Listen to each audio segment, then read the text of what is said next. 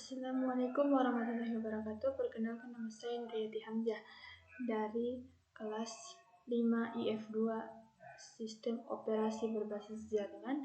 Di sini saya akan menjelaskan tentang penginstalan atau instalasi Linux Ubuntu versi 22.04 LTS dengan nama versinya yaitu Jammy Jellyfish.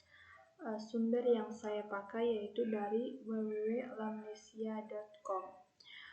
Langsung saja, yang pertama kita masuk kepada sistem requirement. Di sini maksudnya beberapa kriteria atau syarat-syarat yang harus dipatuhi sebelum kita memutuskan untuk menginstal Linux ini. Yang pertama, RAM 4GB atau lebih, 25GB untuk harddisk kosong, dan yang ketiga prosesor dual core, dan yang keempat media instalasi yang bisa diboot. Nah, langkah pertama setelah kita mematuhi sistem requirement tadi, yang pertama yaitu kita mendownload file ISO Ubuntu 22.04. Nah, file yang kita unduh ini bisa kita dapatkan melalui portal resminya yaitu https://ubuntu.com/download/desktop. Nah, langkah yang kedua yaitu kita diharuskan membuat media instalasi yang dapat diboot atau bootable. Setelah file ISO diunduh di PC kita, kemudian kita harus membuat bootable installer. Gunakan Rufus dan Etcher pada sistem operasi Windows dan membuat media yang dapat diboot untuk instalasi. Jadi karena di sini kita memilih sistem di mana ketika kita memasuki laptop kita, maka kita bisa memilih dua operasi. Apakah kita ingin masuk ke Windows atau Linux kita, dan ini sesuai dengan spesifikasi yang sudah diperkirakan sebelumnya. Yang ketiga, atur booting ke media instalasi atau flash disk. Reboot komputer yang ingin kita install dan buka pengaturan BIOS-nya, lalu ubah media boot dari hard disk ke drive. Apabila settingan bootnya sudah selesai, maka akan muncul layar instalasi dan gambar yang akan muncul akan seperti ini. Nah, ini adalah tampilan ketika kita sudah memindahkan hard disk tadi ke flash disk. Jadi nanti di sini kita menggunakan flash disk kita ya. Nah, selanjutnya akan muncul layar seperti ini ketika kita di sini nanti kita akan mengklik ya try or install Ubuntu, lalu akan muncul layar seperti ini. Nah, ketika muncul layar seperti ini, maka kita pilih yang install Ubuntu. Lalu kita tinggal memilih tata letak keyboard dan pilih bahasa yang akan kita gunakan. Yang kelima, pilih tipe instalasi. Pada langkah ini kita memilih jenis instalasi. Ada dua opsi, instalasi normal dan minimal. Nah, jadi seperti ini tampilannya. Kita bisa memilih instalasi normal karena dengan itu maka aplikasi pun yang akan menampilkan GUI, dan minimal hanya aplikasi dasar yang akan diinstal. Jadi tidak semuanya begitu yang akan diinstal. Ya, intinya dasarnya saja. Yang keenam, langkah keenam, pada langkah ini kita akan diminta untuk memilih jenis instalasi. Di sini jenis instalasi berarti skema partisi. Dan terdapat dua jenis ya. Di sini ada RSDisk dan install Ubuntu. Nah, ini akan menghapus seluruh disk, maka kita akan memilih something else untuk membuat skema partisi kustomisasi sendiri. Nah, jadi kita memilih something else seperti ini tampilannya. Nah, jika kita baru mengenal Ubuntu Linux, maka kita disarankan menggunakan opsi pertama. Nah, namun di sini kita maksudnya dalam tahapan ini menunjukkan kalau kita sudah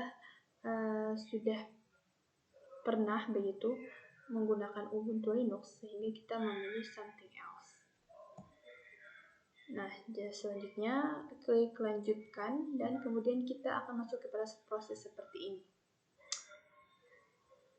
Nah, di sini kita akan memilih tipe dari instalasi, dan seperti yang kita bisa lihat pada proses install terdapat harddisk 40 GB untuk instalasi Ubuntu.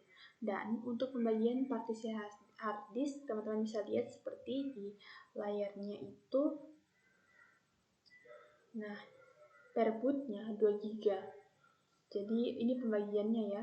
Jadi penting untuk mengetahui ini supaya dari Linux sendiri itu kita bisa mempersiapkan, karena salah satu kelebihan dari Linux itu dia bisa memberikan memori tersendiri yang kita perlukan.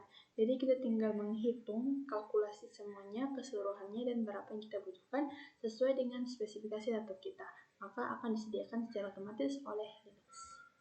Selanjutnya klik di New Partition Table. Setelah kita memilih device di sini, maka kita akan memilih New Partition Table. Selanjutnya pilih device, kemudian klik maksud saya sudah. Nah, selanjutnya di sini. Sekarang kita akan membuat partisi pertama kita sebagai boot dengan ukuran 2 GB.